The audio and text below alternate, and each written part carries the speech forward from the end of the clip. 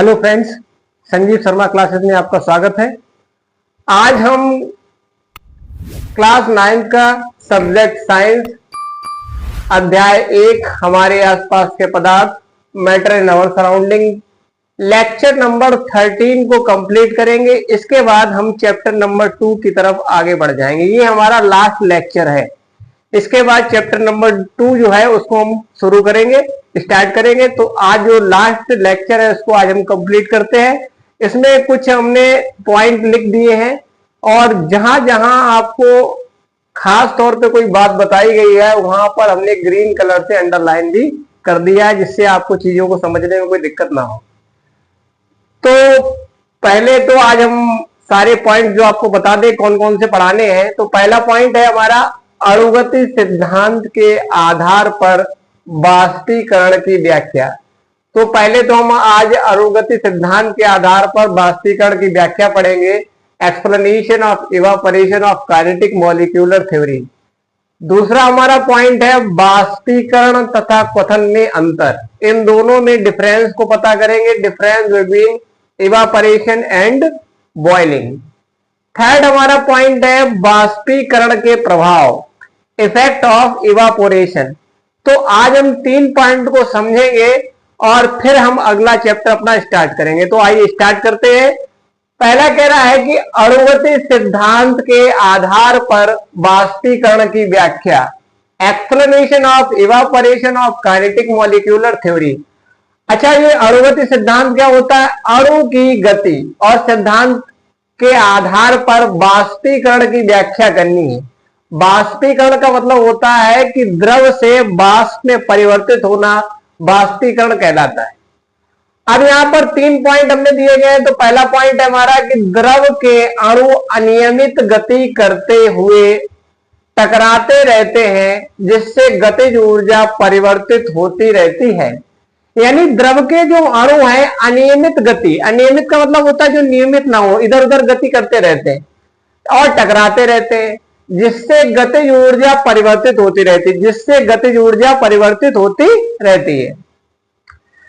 Second point है हमारा गतिज ऊर्जा इतनी अधिक हो जाती है कि पृष्ठ को छोड़कर वायुमंडल में जाने लगते हैं।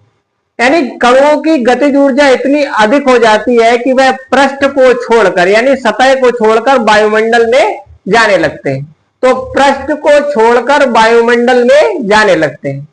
अगला पॉइंट, अधिक ऊर्जा वाले अणुओं के द्रव की सतह से बाहर निकल जाने के कारण शीतलता उत्पन्न होती है। यानी अधिक ऊर्जा वाले अणु हैं वो द्रव की सतह को जब छोड़ देते हैं तो हमें शीतलता का अनुभव होने लगता है, यानी शीतलता यानी ठंडक महसूस होने लगती है। तो ये 3 पॉइंट हो गए आपके। अब बात करते हैं हम लोग बाष्पीकरण तथा क्वथन में अंतर।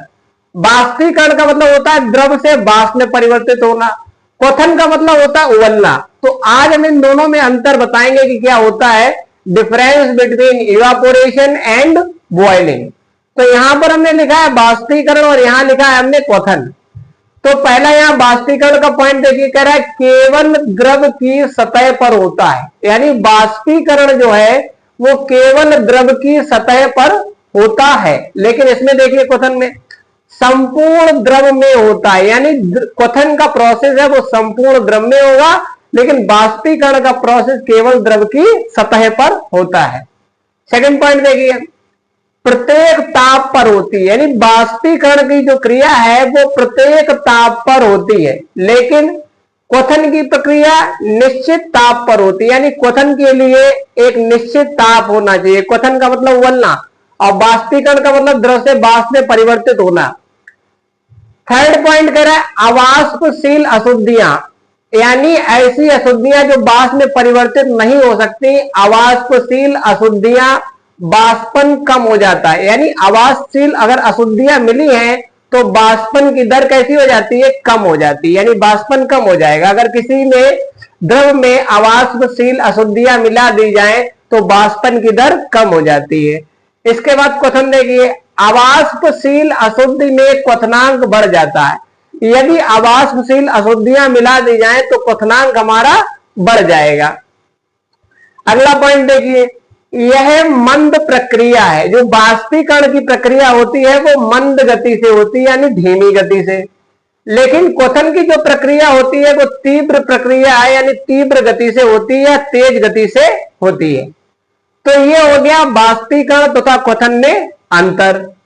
अब हम कुछ एग्जाम्पल लेते हैं बाष्पीकरण के प्रभाव के, इफेक्ट ऑफ इवापोरेशन के। अब इसको थोड़ा ध्यान से समझिए, ये पूछा जाता है पेपर में। कह रहा है गीली चादर का धूप में जल्दी सूखना, यानी गीली जो चादर है वो धूप में जल्दी क्यों सूख जाती है, इसका कारण देखिए।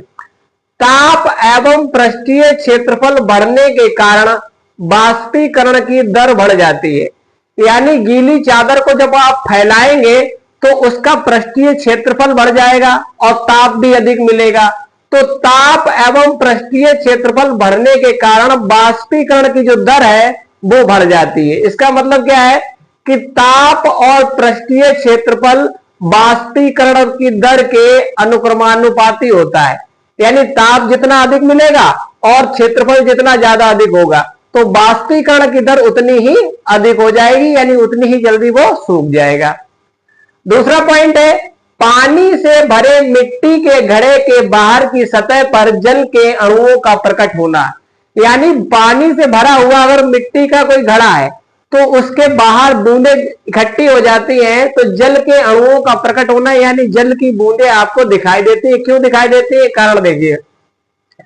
कह रहा जल के अणुओं का बाष्पीकृत हो जाने के कारण जल के जो अणु हैं वो बाष्पीकृत हो जाते हैं, यानी वाष्प में परिवर्तित हो जाते हैं। तब शेष जल का ताप कम हो जाता है, जो बचा हुआ जल है उसका ताप कम हो जाता है।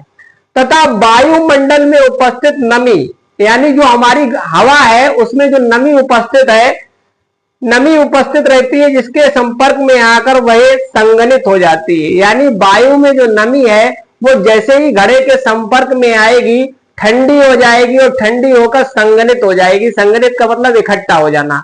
और जब घड़े के बाहर की ओर वो संघनित हो जाएगी या इकट्ठा हो जाएगी तो वही बूंदों के रूप में आपको दिखाई देने लगेगी। रीजन समझिए फिर से एक बार। जल के अणुओं का बाष्पीकृत हो जाने के कारण, यानी जल के जो अणु है वो बाष्पीकृत हो गए, शेष जल का ताप कम हो जाता है, जिसके कारण घड़े में जो शेष जल है, बचा हुआ जल है, उसका ताप कम हो जाता है। तथा वायुमंडल में उपस्थित नमी, वायुमंडल का मतलब हवा, हवा में उपस्थित नमी यानी जलवाष्प या वायु में जो नमी होती है उसे जलवाष्प कहते हैं, इसके संपर्क में आकर वही संघनित हो जाती है। जैसे ही घड़े के संपर्क में वायु आएगी और वो ठंडी होकर संघनित हो जाएगी और घड़े के चारों तरफ आपको बूंदों के रूप में दिखाई देने लगेगी। और वही है पानी से भरे मिट्टी के घड़े के बाहर सतह पर जल के अणुओं का प्रकट होना। तो आइए इसको एक बार फिर से रिकॉल करते हैं, या कुछ चीजें आपको फिर से समझ में ना आई हो तो उसे दोबारा देख लेते हैं। कह रहा है अणुगति सिद्धांत के आधार पर बाष्पीकरण की व्याख्या, यानी अणुगति यानी अणु का गति करना, जिसके आधार पर आपको बाष्पीकरण की व्याख्या करनी है। बाष्पीकरण का मतलब होता है द्रव से वाष्प में परिवर्तित होना। पहला पॉइंट, द्रव के अणु अनियमित गति, अनियमित का मतलब नियमित ना हो, इधर उधर गति करते रहे, करते हुए टकराते रहते हैं, यानी आपस में टकराते रहते हैं, जिससे गतिज ऊर्जा परिवर्तित होती रहती है। जिससे क्या परिवर्तित होगा, गतिज ऊर्जा परिवर्तित होती रहती है। सेकंड पॉइंट, गतिज ऊर्जा इतनी अधिक हो जाती है कि वे पृष्ठ को छोड़कर वायुमंडल में जाने लगते हैं। जब कणों की गतिज ऊर्जा अधिक हो जाएगी तो वो सतह को छोड़कर वायुमंडल में जाने लगते हैं। थर्ड पॉइंट कह रहा है अधिक ऊर्जा वाले अणुओं के द्रव की सतह से बाहर निकल जाने के कारण, जो अधिक ऊर्जा वाले अणु हैं वो द्रव की सतह को छोड़कर बाहर निकल जाते हैं, जिसके कारण हमें शीतलता या ठंडक का अनुभव होता है।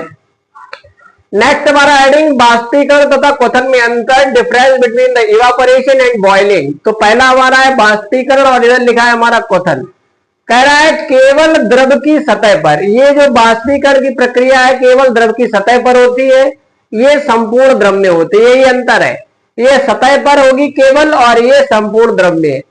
प्रत्येक ताप पर होती है, ये निश्चित ताप पर होती है। अवाष्पशील अशुद्धि में बाष्पन कम हो जाता है, अवाष्पशील अशुद्धि में क्वथनांक बढ़ जाता है। ये मंद प्रक्रिया है और ये तीव्र प्रक्रिया है। अब कह रहा है बाष्पीकरण के प्रभाव, इफेक्ट ऑफ इवापोरेशन। कह रहा है गीली चादर का धूप में जल्दी सूखना। ताप एवं पृष्ठीय क्षेत्रफल, ताप एवं पृष्ठीय क्षेत्रफल बढ़ने के कारण वाष्पीकरण की दर बढ़ जाती है, इसीलिए गीली चादर का धूप में जल्दी सूखना इस पर आधारित है। सेकंड पॉइंट कह रहा है पानी से भरे मिट्टी के घड़े के बाहर सतह पर जल के अणुओं का प्रकट होना।